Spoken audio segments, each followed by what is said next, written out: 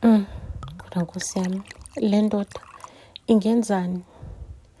Ngiyisize kangaka, ngayithathela iloni enkulu kangaka ebhenki ukuze ibhizinisi layo liphusheke. Selokhu sashada, mina i-priority yami ile ndoda ukuthi ngiyiphushe amaphuphayo afezeke ukuze sipope. Yona iqamba iba right ebhizinisini layo, iyangishiya le ndlini, ayikhokhele lutho, ihambe iyohlala neslay queen, ikipite neslay queen. Mina ama-debit orders angimi la, angisakwazi ukuwakhokhela, angisakwazi ukukhokhela yonke into ngoba besithemba ukuthi mina leli ndoda le sizokhokhisana. Awubheke manje, ibhizinisi lami liyabheda, lihamba slow, li-slow, angisana ngisho nemali yokukhokhela indlu, imoto izothathwa, umuzi usengcupheni nawo, ingane esikoleni ayikhokhile i-school fees. Iy'koloto zami zonke y'funa imali, ngalana bangithumela amasamoni, ngalana nangalana. Into engizoyithiwani le, ngizodlelwa yonke into enginayo egameni lami. Kodwa simakade, into engizoyithini le? Iyaqala kanje lento, bengingasakwazi ngisho nokulala ebusuku, ngicabanga i-stress engikusona. Zonke izinto zami y'funa ukudliwa, amabhange ngapha nangapha bafuna ukuthatha iy'nto zabo. Ngacabanga kodwa simakade, into engizoyithini le? Ebhenki angisakhwalifyi ukuthi ngathatha iloni mhlawumpe ingilekelele kule y'nkinga ezikona, angisakhwalifyi lutho. Into engizoyithini le? Ubani onganginikeza imali nje phusende kanjalo? Yo, yangidla inkwantalala, ngicabange, ngiqwashe phakathi naphakathi ebusuku. Lapho indoda yami idla ijoy, uyayibona mfana ukuthi iyaphosta. Islay queen sayo siyaphosta, siyayiveza indoda yami. Banejoy, badla i-life. Bengayiboni mina i-way out kusona sonke lesixakaxaka, sonke lesimo. The only thing ebidume engqondweni yami ukuthi hamba uyothwala, uthola imali, usizakale kuzona zonke lezi iy'nkinga lozokuzona. Yo, sonke siyazi ukuthi ukuthwala kunama-consequences. Kodwa bengithi kunokuthi ngibuyele ekhaya ngiyohlala emkhukhwini ekhaya e-backroom ngoba indlu ekhaya igcwele, ngihlala emjondolo ngaphandle because indlu igcwele iney'ngane. Ngamane ngihambe ngiyothwala. Cela ukuntshela ukuthi ngaliqwala-ke ibanga elide elihanjwe busuku, elihanjwa ngobumnyama, ibanga eliyale enyangeni yodumo, inyanga eyaziwayo-ke umhlaba jikelele ukuthi uyena ngqoshishilizi-ke oshisa bhe ngokuthwalisa kule y'nsuku zamanje. Ake ngifike-ke bafethu kamthwalisi, uyabona uma ungena laphayana kushwaqa iy'nwele, uyezwa nje ukuthi unyathela kwenye indawo manje, unyawo lwakho lungena kwenye indawo. Hake sifike sikhulume-ke nalo mthwalisi, ngimchazela udaba lami ukuthi izinto ziyabheda, indoda ingilahlile kanje ihamba neslay queen, ngifuna imali ngokukhulu ukushesha lokhu ukuze ngikwazi ukukhokha iy'kweletu, indlu izodliwa, iy'moto izodliwa, iy'ngane esikoleni zizogxoshwa, ayikhokhile i-school fees. Nami iy'koloto zimasaphasapha, ziyanginaphaza. Ake umthwalisi-ke bafethu angibuza ukuthi ikhona yini i-insurance onayo oyikhavile le ndoda ukuthi mangabe kwenzeka ukuthi idlule emhlabeni, ukwazi ukuthi uthole something amasentinyana. Ngithi mina ikhona i-insurance enginayo. Angibuza ukuthi umalini, ngimtshela ukuthi u-3 million cover. Asethi-ke yazi into ezodingakala, kuzodingakala ukuthi ungilandele le ndoda uyilethe la. Kodwa uwena ozothatha i-decision. Ibulawe lo uthwale ngayo. Kuyoba yilona gazi lokuqala lokugcina ozolichitha kulomthwalo. Uzothwala umthwalo clean, ongafune igazi, ongafune lutho. Ngizobe sengikunikeza inyoka-ke, inyoka eyidlela amagundane nje qha, uzobe uyifida amagundane. Le nyoka nje uzobe uyifida amagundane nje qha, uxoxe nayo, uyitshele zonke into oyifunayo. Into ozoyenza, ozongenzela yona, uzongilethela le ndoda lami. Ibulawe, miqeda ukubulawa sizoyibeka obala lezotholwa khona amaphoyisa. Mase amaphoyisa ayitholile, uzokwazi wena ukuthola i-insurance yakho.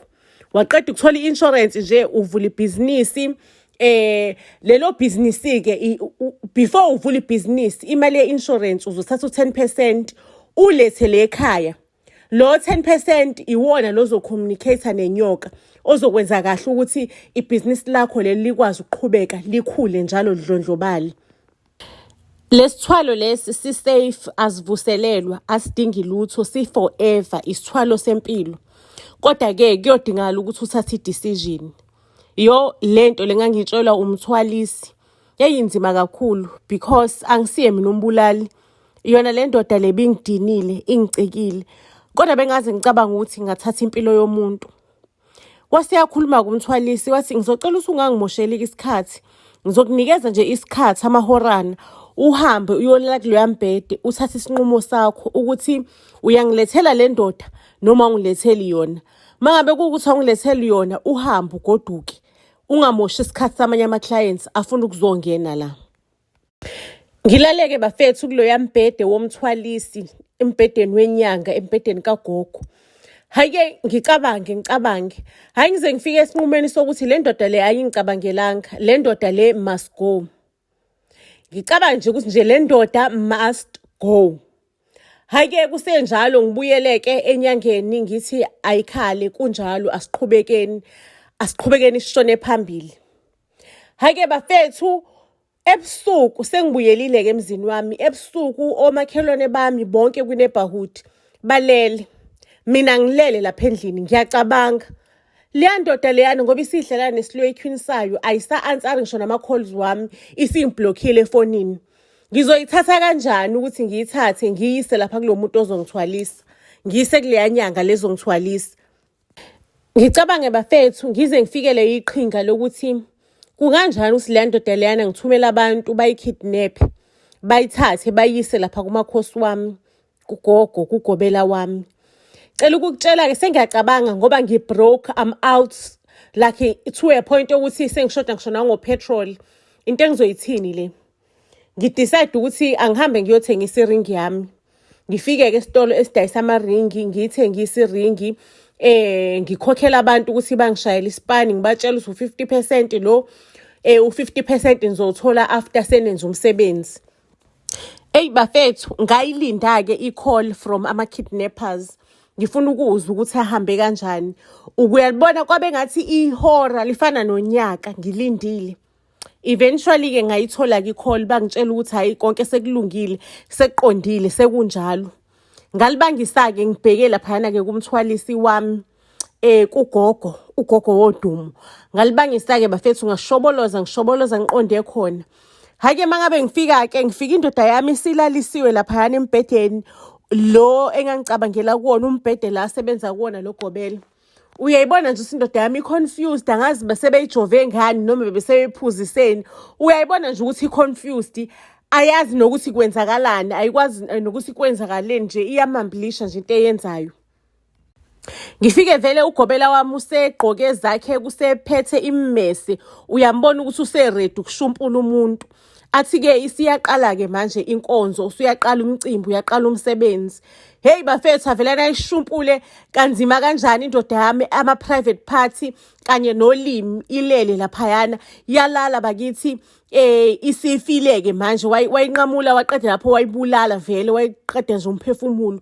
Wathatha igazi layo waconsisa kwamanye amanzi wathi angigeze mina ngalowo manzi bafethu. Wangitshela ukuthi hayi-ke akusekho ukubuyela emuva, usuqalile-ke umsebenzi. Wanginikeza inyoka-ke ukuthi angiphindele nayo-ke emuva-ke le nyoka. Sengiyitholile-ke manje ikhava leya 3 million ekhava indoda yami. Ngawuhambisa no-10% le kugobela. Nama-private party endoda yami asala le kugobela ngibuyiswanga nawo. Ngicela ukunitshela-ke the pain of having inyoka ukuthi la kumnandi khona. Inyoka inesikhathi edla ngaso, kumele wena ubuyele ekhaya uhambe uyofida inyoka yakhe amagundane.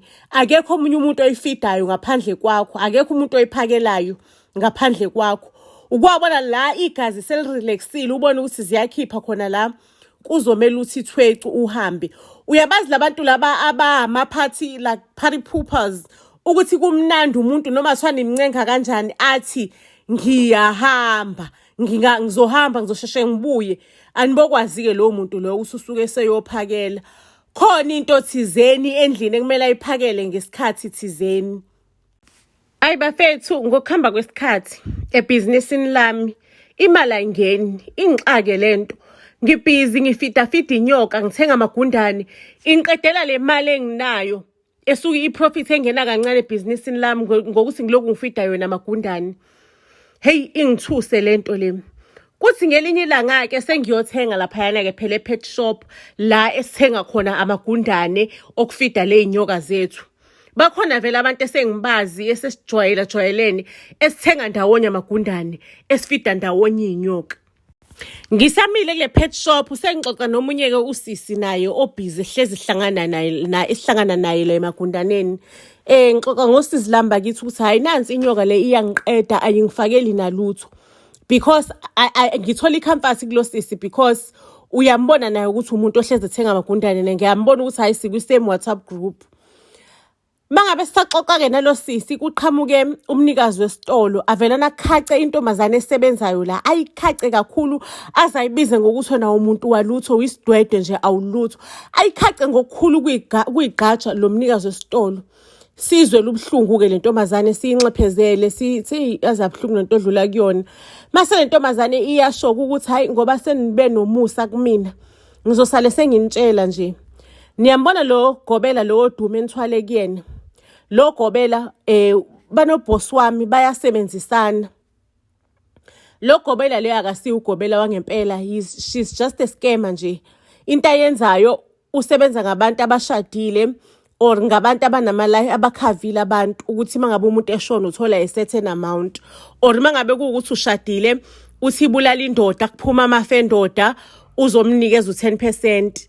Mase yena akunikeza inyoka, wena uyitshela ukuthi uthwele kanti le nyoka nje uzoyifidela yona mahala. It's just a pet nje, ayinabo ngisho nomngozi, ayinawo ngisho na poison, ufuye nje ipet lapho kwakho. Ingithuseke lento eshiwo lo sisi nasebusuku ngicabanga yona ukuthi ngenze kanti lo gobela lo ungenza isilima uqamba amanga ngempela. Ngizondlela iphet nje mina kudlalwa ngami la because ngiyalibona nebhizinisi aliqhubeka lindawo. Hayi-ke ngilibambe kuhambo, ngilithatha uhambo ngihamba amahora-ke ngiyobona lo gobela. Mengifica lapha nje lo gobela akabonwa, akukho lutho bafethu. Ngicela ukuntshela ukuthi mengibuya ngasiqunga isibindi ngathola isibhamu. Ngafike ngadubula le nyoka ngesibhamu, ngayisho ngesibhamu, yadindiliza inyoka yafa, ngayishaya ngomkhonto yafa inyoka. Ngicela ukuntshela ngaqeda lapho lo nyoka ngihamba ngoyilahla emfuleni le yamuka nomfula vele umfula ohambayo. Kwaphela ngenyoka, ayiphindanga inyoka yabuyela empilweni yami. Cabanga-ke mina sengibulala umuntu ngenza izinto eziningi kanjani kanti nje it was just a scam. Lo nyanga lo wagaina amaphathi ale ndoda yami, waphinde futhi wagaina u10% engangutholile ngokushona kwendoda yami. Just imagine such a big scam, abantu bakudlala ingqondo kodwa bona bayazi ukuthi bazokuscama nje. Futhi bengangedwa kowenziwe njalo, besibaningi esenziwe njalo. Ngizoyibeka lapho indaba yethu okwanamhlanje. Buzz SA to all social media platforms. Isiyolala iboneneke ey'torini ey'landelayo. Ngiyanithanda kakhulu.